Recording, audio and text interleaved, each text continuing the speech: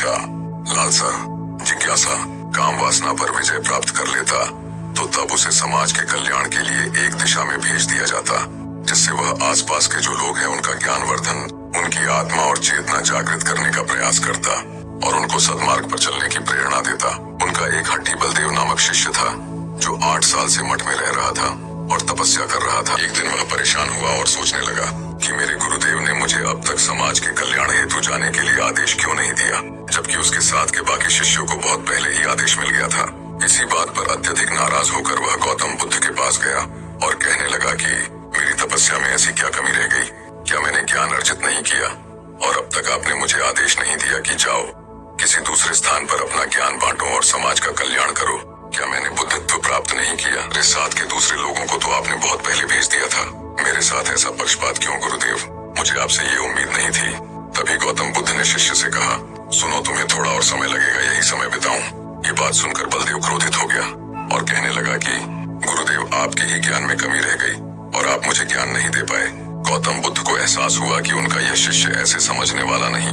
तब उन्होंने कहा, ठीक है, कल सुबह दक्षिण दिशा में फुलेरा नामक एक गांव है, तुम वहां जाना और वहां से भिक्षा लेकर आना और अपना पूरा दिन वहीं बिताना। वहां के लोगों को ज्ञान बांटने की कोशिश करना और वापस आकर मुझे बताना कि अनुभव कैसा रहा। बलदेव बड़ा खुश हुआ और उसको लगा कि अब तो बात बन गई, अब मुझे आदेश मिल गया। और वह दूसरे दिन सुबह प्रातः ही दक्षिण दिशा के उस गांव में चला गया और पूरा दिन वही व्यतीत किया। और शाम को जब वापस आया तो पैर में पट्टी बंधी थी और हाथ पैरों पर चोट के निशान थे।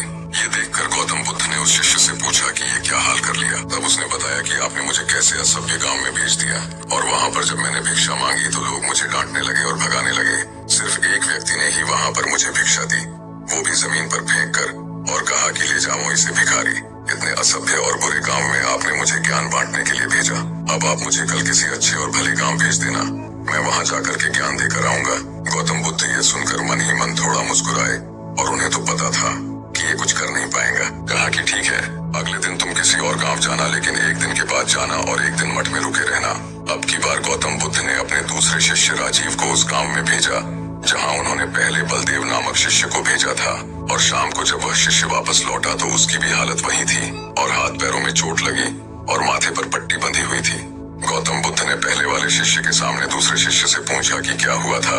तब उसने बताया कि दक्षिण दिशा में जिस फुलेरा नामक गांव में आपने मुझे भेजा था, वहां के लोग बड़े भोले भाले और सीधे साधे हैं, कोई भी भिक्षा नहीं दे रहे थे।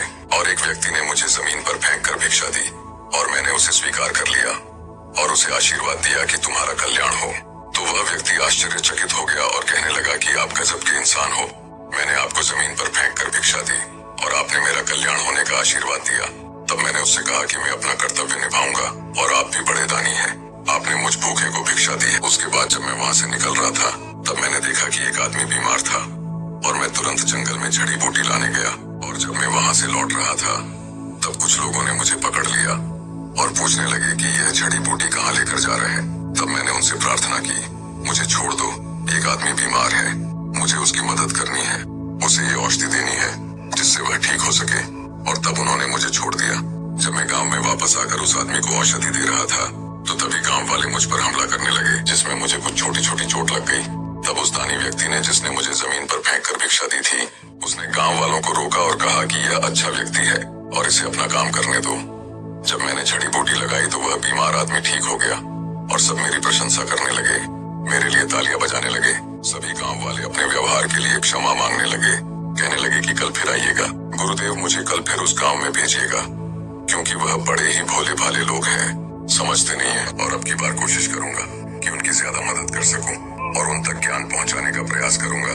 वो सब ज्ञानी तो है, लेकिन बस अनजान व्यक्ति से बात करने में डरते हैं। बलदेव ये सब बातें सुनकर आश्चर्यचकित हो गया था और समझ रहा था कि उसकी क्या गलती है, और गौतम बुद्ध के चरणों में गिरकर बोला कि गुरुदेव, कमी तो मुझ में ही थी, आपने ज्ञान तो बहुत सारा दिया बिना किसी भेदभाव के, लेकिन मैं उसे अपने व्यवहार में नहीं ढाल पाया और मैंने अपने अहंकार को ऊपर रखा और गांव के लोगों को पहचान नहीं पाया और मार खाकर वापस चला आया। और मार तो इन्होंने भी खाई, लेकिन इनका अहंकार मिट चुका है और ये समझ चुके हैं कि वह लोग भोले भाले हैं और हमें उनसे अलग तरीकों से व्यवहार करना होगा और ज्ञान को आचरण में ढालकर उन लोगों तक पहुंचाना होगा। गौतम बुद्ध ने कहा, अच्छा इंसान बनने पर ध्यान दो, अच्छा समय अपने आप चला आएगा। हम अच्छा समय लाना चाहते हैं लेकिन अच्छा इंसान नहीं बन पाते हैं। और सारी कमी बस यही रह जाती है। एक दिन गौतम बुद्ध वैशाली राज्य में धर्म प्रचार के लिए जा रहे थे। जब उन्होंने नगर के अंदर प्रवेश किया तो उन्होंने देखा कि कुछ सैनिक एक आदमी का पीछा कर रहे हैं। तभी वह डरा हुआ आदमी एक कुएं के पास जाकर खड़ा हो गया और वह काफी थक गया था और हाँफ रहा था और प्यासा भी था। तभी बुद्ध ने उस आदमी को अपने पास बुलाया और उसका परिचय पूछा। उसने अपना नाम दशरथ बताया। बुद्ध ने कहा कि वह कुएं से पानी निकाले और स्वयं भी पिए और उन्हें भी पिलाए। इतनी देर में वह सैनिक भी वहां पहुंच गए। बुद्ध ने उन्हें हाथ के संकेत से रुकने के लिए कहा। बुद्ध की बात सुनकर उसने कहा, मेरा नाम दशरथ है, महाराज मैं एक अछूत आदमी हूँ और मेरे कुएं से पानी निकालने पर जल दूषित हो जाएगा। तभी बुद्ध ने उससे फिर कहा, मुझे बहुत जोर की प्यास लगी है, पहले तुम पानी पिलाओ। प्यासे को पानी पिलाना धर्म होता है। तभी कुछ देर बाद वैशाली राज्य के राजा भी आ गए। उन्होंने बुद्ध को देखा तो तुरंत शीश झुकाकर नमन किया और सोने के बर्तन में गुलाब का सुगंधित पानी पीने के लिए दिया, पर गौतम बुद्ध ने उसे पीने से मना कर दिया। राजा आश्चर्यचकित हो गया। बुद्ध ने एक बार फिर दशरथ से अपनी बात दोहराई। इस बार दशरथ ने साहस के साथ कुएं से पानी निकाला और स्वयं भी पिया और गौतम बुद्ध को भी दिया। और पानी पीने के बाद बुद्ध ने दशरथ से उसके इस तरह भागने और भय का कारण पूछा। तब उसने बताया कि वह एक चित्रकार है और उसे स्वयं से राजा के दरबार में चित्रकारी का अवसर मिला था। राजा और रानी ने मेरी चित्रकारी देखी तो वह बहुत प्रसन्न हुए और रानी ने मुझे अपनी गले की माला पुरस्कार स्वरूप दी। लेकिन राजा को दरबारियों में से किसी ने बताया कि मैं एक अछूत आदमी हूँ और यह जानते ही राजा ने अपने सैनिक को आदेश दिया कि मुझे जेल में डाल दिया जाए। मैं किसी तरह वहाँ से भागकर और सैनिकों से बचकर यहाँ तक पहुँच गया और इतने में आप मिल गए। इस घटना को जानकर बुद्ध को काफी दुख हुआ।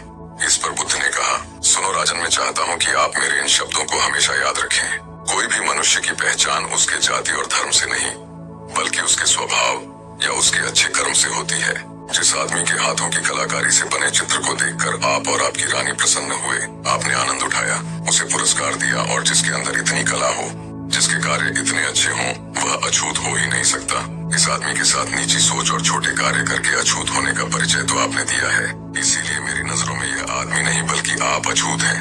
तब राजा को अपनी गलती का एहसास हुआ और आत्मग्लानि हुई। उसका सिर शर्म से झुक गया।